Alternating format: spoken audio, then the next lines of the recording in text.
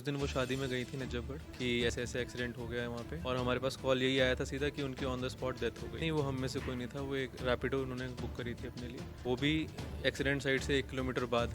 और वहाँ पे पूरे रोड पे प्रशासन के कोई सीसीटीवी कैमरा ही नहीं है। गाड़ी के अंदर वो ड्रिंक एंड ड्राइव कर रहे थे लोग, टक्कर मारी गई है। वहाँ से बाइक भी, हम जब गए हैं मौके पे तो हमें बाइक भी वहाँ से 150 मीटर आगे मिली है।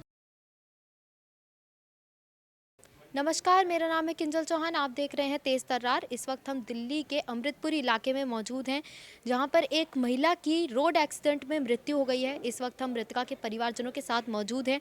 आइए जानते हैं परिवारजनों से कि मृतका का एक्सीडेंट किस तरह से हुआ और वो क्या करती थी, पेशे से क्या करती थी। पूरी घटना की वारदात उनके परिवारजनों से जानते हैं। नमस्कार सर, आपका नाम क्या है? मेरा नाम लोकेश बेमाड़ है।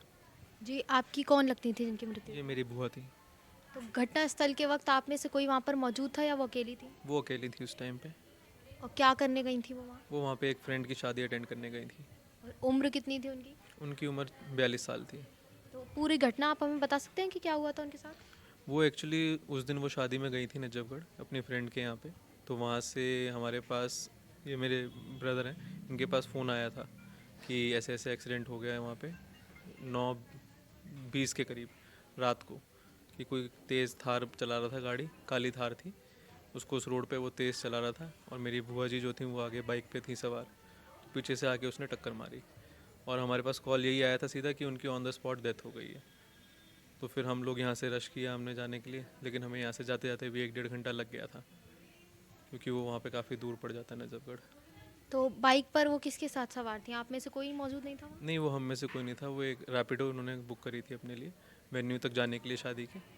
तो उस दौरान उनका हादसा हुआ। ये मामले की एफआईआर आपने दर्ज करवाई है? एफआईआर दर्ज हो चुकी है। तो कार्रवाई कुछ हुई है, सुनवाई? अभी कार्रवाई हो रही है, लेकिन जिन्होंने टक्कर मारी है वो फरार हैं। उनकी गाड़ी जब्त हुई है, वो भी एक्सीडेंट साइड से 1 किलोमीटर बाद उनकी गाड़ी सीज़ हो गई, वो चल नहीं पाई, बंद हो गई, तो इसलिए वो छोड़ के भाग गए वहाँ से। प्रशासन से आपकी कोई मांग? मेन यही है कि जिन बंदों ने ये दुर्घटना करी है उनको जल्द से जल्द पकड़ा जाए, क्योंकि अभी तक वो फरार हैं। अभी तक कोई हमें पता नहीं है कि किसके पास है, खाली हमें ये पता है गाड़ी किसकी थी, क्योंकि वो गाड़ी वहाँ पे जब्त हो गई। अगर वो गाड़ी नहीं मिलती, वो सीधे भाग ही जाते, तो कुछ पता ही नहीं चलता कि किसने टक्कर मारी, कैसे हैं। और वहाँ पे पूरे रोड पे प्रशासन के कोई सीसीटीवी कैमरा ही नहीं है। जितने भी हमें वहाँ पे सीसीटीवी अगर कोई दिखे भी हैं लगे हुए, तो प्राइवेट शॉप ओनर्स के हैं।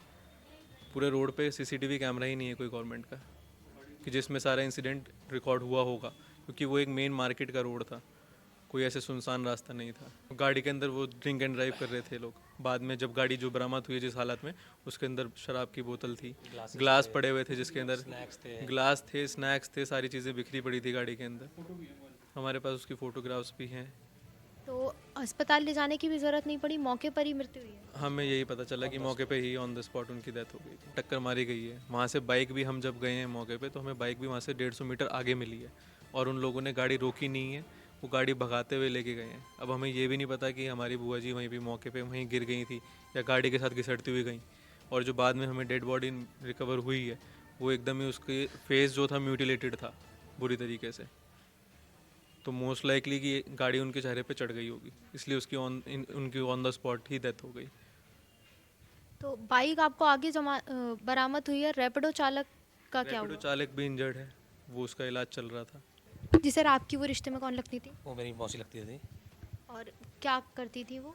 वो प्रोफेशन से एक आंगनबाड़ी स्कूल के अंदर टीचर थी, और वो काफ़ी सालों से वहाँ पे काम कर रही थी, नज़दीक में ही यानी पेशे से वो बच्चों को पढ़ाती थी। हाँ जी।